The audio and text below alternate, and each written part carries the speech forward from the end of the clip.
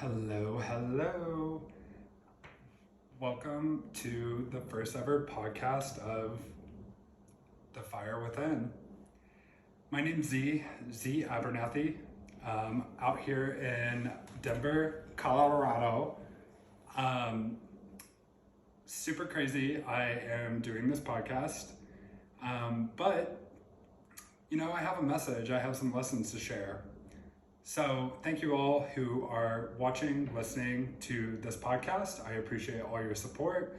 Hope you can relate to this podcast. Hope you can learn from it. Hope you can laugh at it and, just build community and healing and connection across the world.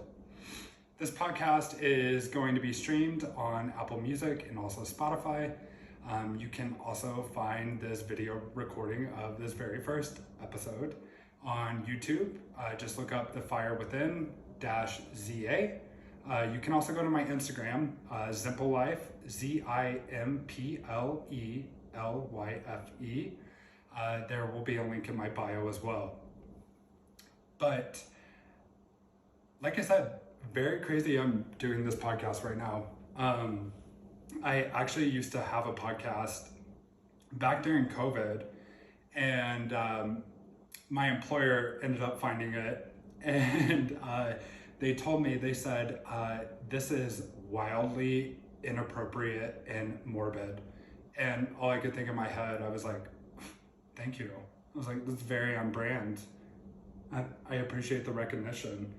But I didn't tell them that. I was like, no, I'm so sorry. I'll definitely take that down.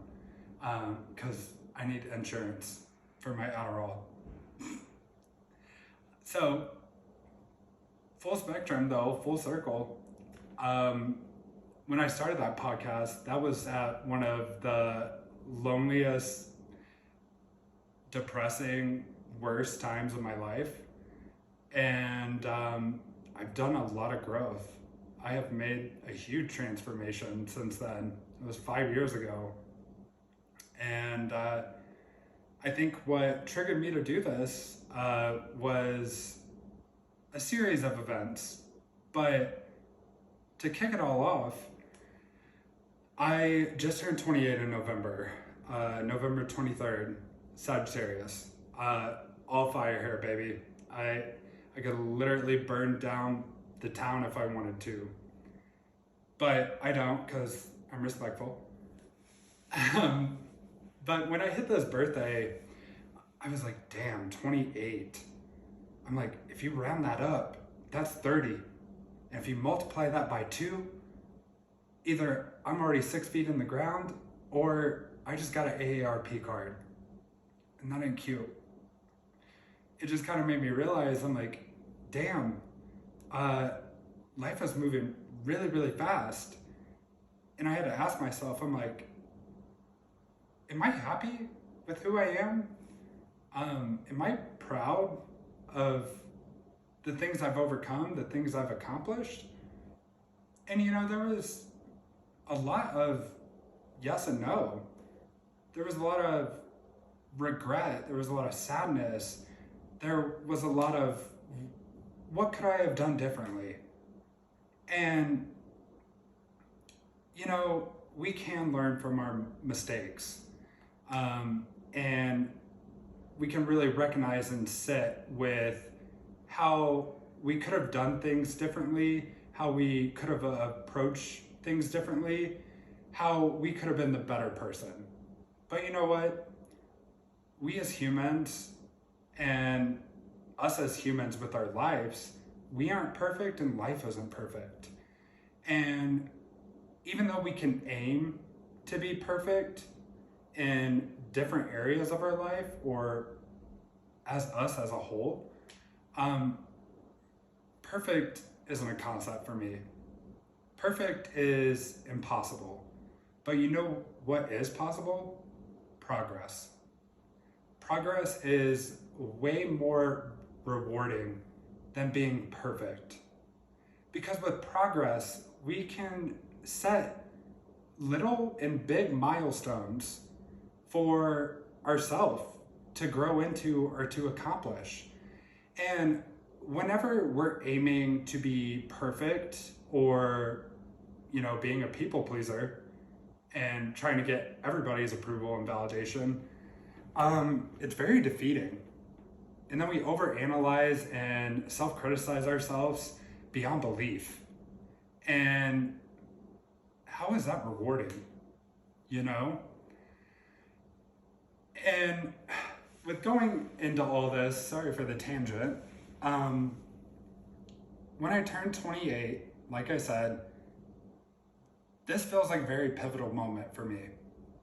And for you that are into astrology, when you turn 28, it's considered your Saturn return. And essentially what that means, it's a rebirth period. It can be very challenging, but also it can be very enlightening. This period of time is ultimately for you to step into the next chapter of your life. It's the caterpillar finally coming out of the cocoon to be the butterfly that they are, to spread their wings proudful and confident and, explore the world, explore all the opportunities. We're no longer living in a restrictive, limiting mindset of a caterpillar. Because a caterpillar, they can't go very far, but a butterfly, those bitches travel all the way to Mexico every year. But with all of this, essentially, I hit 28, I knew my Saturn return was coming, I knew big changes are about to happen. And they are, I feel them. And it's very scary. So when I hit 28, I went through a breakup shortly after that.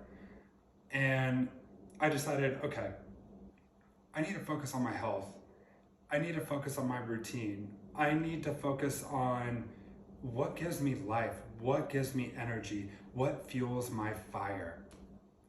Because I can't expect anything else or anybody else to fuel my fire, to give me hope, to give me confidence, to give me aspirations to conquer and get everything that I want in life. And I mean, think of it as this. If you go on a camping trip, at night, you build a fire. And it's not like you're just walking into your luxury studio apartment or condo and you just turn on the fireplace. No, it's not that easy. To fuel yourself and to give yourself confidence, hope, aspirations, and just excitement to live life and be yourself and go for what you want and who you want, you gotta fuel your own fire.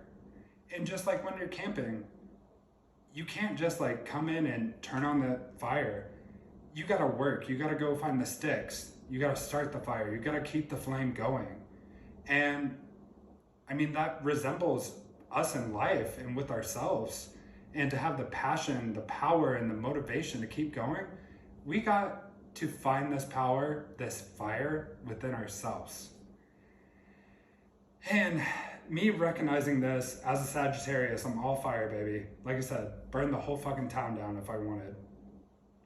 I started to realize that these past 5 years in Denver, I've been a people pleaser. I've been looking for validation from other people and things. And now that I'm 28, I'm I've kind of outgrown that.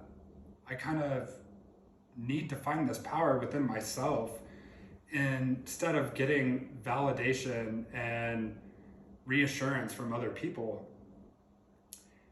And so along with, setting in a routine, working out, eating more healthy, I decided it's time to tap into working not only on my physical and overall health, I need to work on my mental health. And it's something a lot of us are ashamed or afraid to confront, but it's necessary. I started therapy for the first time ever back in COVID. After this breakup with my 5-year partner, I had just left Missouri. I left behind a career where I was making $200,000 plus a year.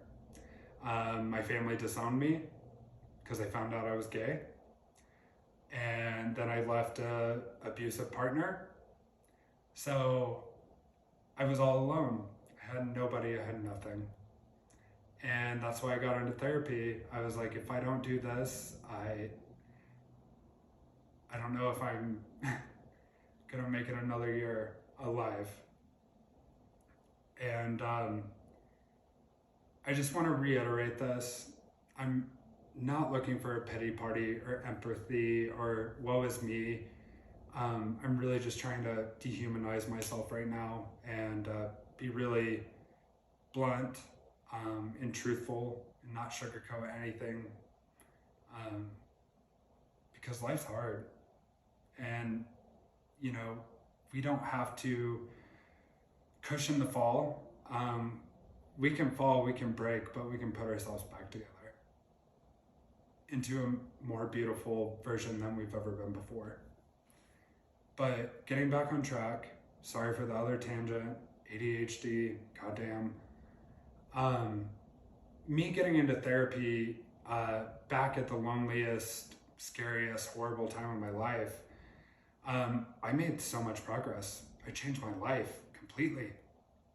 And it got to the point though where that first therapist, she said, I can't help you anymore. And she dropped me. Went to 2 more therapists after that. They dropped me too.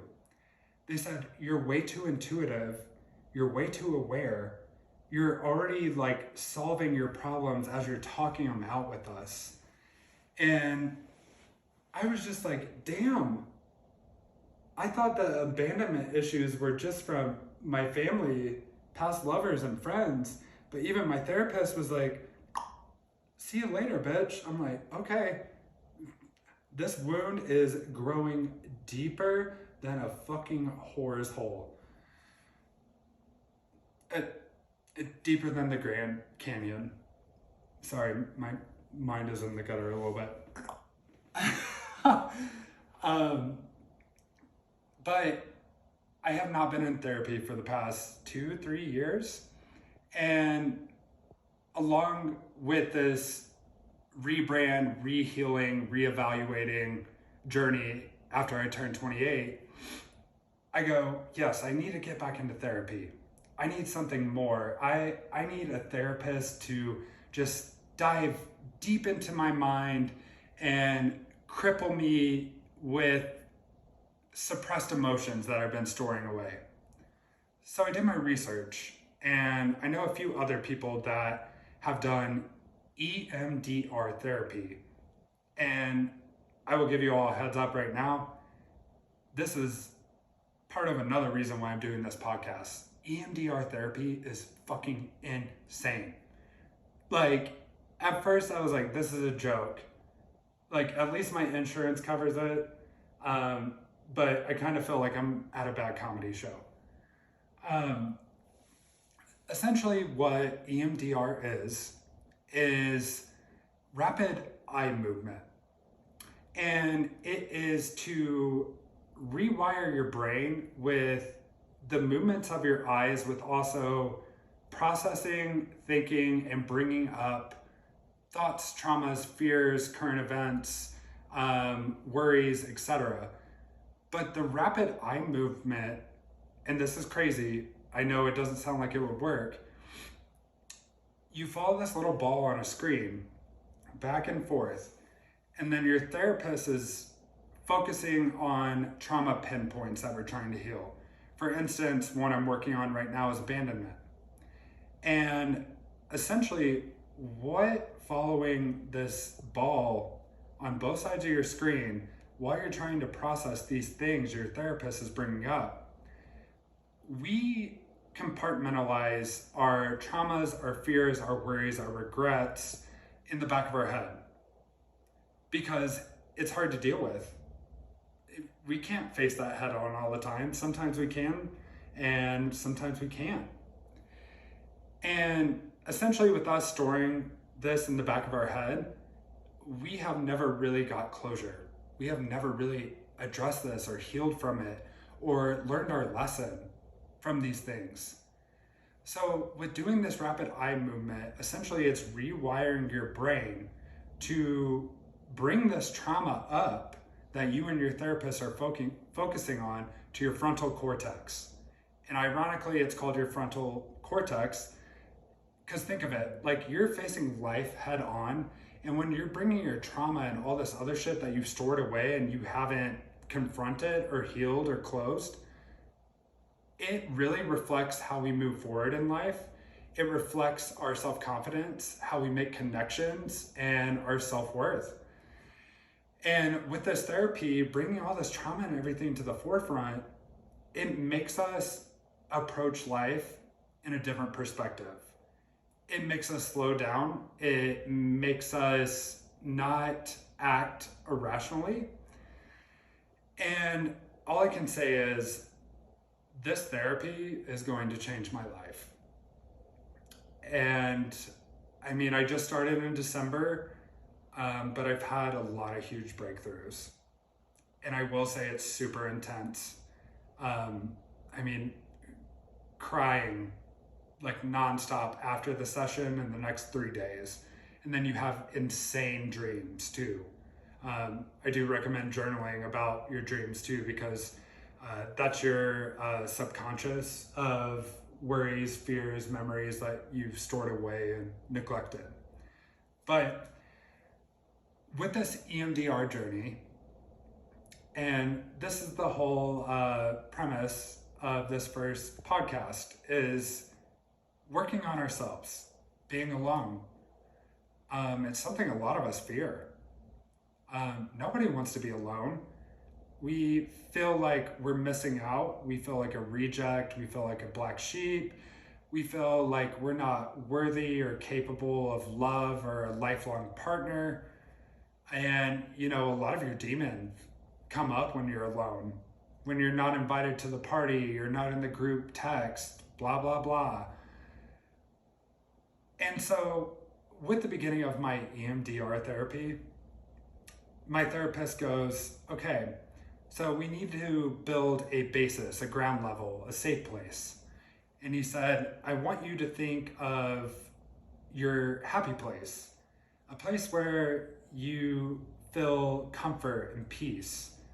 And my stupid ass, all I could think of, I was like, the mall, a concert, a nice restaurant, an all-exclusive resort in Tulum. Honey. But no, he was like, think deeper. Like nothing with like surface level, tangible assets or outcomes. I'm like, oh, fuck, okay. I was like, do you have another 30 minutes? Is my insurance gonna cover this? And so I started digging really deep. And I don't know why this came up, where I found the most peace, where I felt whole. This was 5 years ago when I first moved here to Denver, where I left my abusive ex of 5 years, had nobody, had nothing. I was all alone. It was just me, myself, and I. And I'm not really a nature girly. I don't do hikes or anything anymore. But since I was all alone, I was like, okay, I'm gonna go on a hike. I went to this place called Echo Lake, and it's in Evergreen, Colorado. And whenever I got to the top of the trail, I just remember everything was so still. The air was crisp. It was easy to breathe. There was no one around. There was nothing on my mind. I was just so still. There was no worries. There was no overthinking. I was just there. I was present. I was in the moment. And I don't know why that came up as my happy place. But then I started to realize why. Once I started meeting people here in Denver, once I started growing in life and became more ambitious, My life changed a lot and very chaotic. But also, I remember that time at Echo Lake, even though I was alone, that was one of the most scariest times ever. It was one of the most transformative periods of my life as well. And whenever I think of this happy place, this place where I have the most peace, it's crazy to think that was at one of the loneliest and darkest times of my life. Why was that my happy place? And as these therapy sessions with EMDR have transpired and progressed, I started realizing, wait, right now in this very moment of time where I'm at currently today, I do feel very alone and scared, and I don't know what's next. But that happy place at Echo Lake, when I once felt alone, scared, and don't know what's coming next, I found peace in that because I've seen the outcome after that dark, scary, and lonely time. And things looked up, things changed, things happened. My life became something I never thought would actually be. I never saw myself living this life. I never saw myself living past 22. And ironically, this podcast coming back around, just like I told you at the beginning, I started a podcast back at one of the loneliest, darkest moments of my life. So the fact that this came up during therapy, that this was my happy place, my peaceful place, it just reminds me of you are resilient. You have overcome so much shit. You are a badass, beautiful bitch. And don't you forget it. Times may be tough right now, but girl, you know who's tougher? Me. You know who's gorgeous? Me. You know what's beautiful? Living a happy life being yourself. And so now, whenever I'm feeling lonely, I'm feeling depressed, I'm feeling scared, I'm regretting, I'm second guessing, I'm, self-deprecating, self-sabotaging myself, I try and meditate, and I think about that happy place. And what I tell myself, whenever I start feeling down, depressed, unworthy, and lovable, I say, remember all the transformation and all the peace you had when you were alone. Remember all the transformation and all the peace you had when you were alone. And all of a sudden, I'm so relaxed. And instead of panicking and, worrying and overthinking, I go, wait, that's right. I am that bitch. I'm a bald bitch, but I'm still that bitch. And it is just a reminder to be present in this moment. We're gonna face adversity. We are gonna face hard times. But going back to this happy place, even though it wasn't so happy at the time, I'm reminding myself I can overcome anything. I'm resilient, I'm strong. I've been on my own for so long. I have made a life for myself ever since I was 16. Been on my own since I was 16. And look, even though I didn't think I would make it past 22, I thought my life would be over by then. But look, I'm at 28, and I've done things I never thought I could. And what I'm trying to get at with all this is we can't be afraid to be alone. We can't keep this lack mindset in our heads in our present moment because it's taking us away from who we are and it's taking us away from the present moment. Being alone can be scary and it feels like time's passing you by, but when time is truly passing you by is when you're wasting your time on the wrong people and the wrong things and using that time being somebody that you truly aren't. So even though being alone is scary, we have to remember that we have to give ourselves time to focus on us only. We can't be afraid that we're missing out or we're a reject or we're lonely, because if we're not giving ourselves the time to heal, to rejuvenate, to reflect, to love ourselves, to learn ourselves, to know who we are truly and fully, and to know who we want in our lives and to know what we want in life.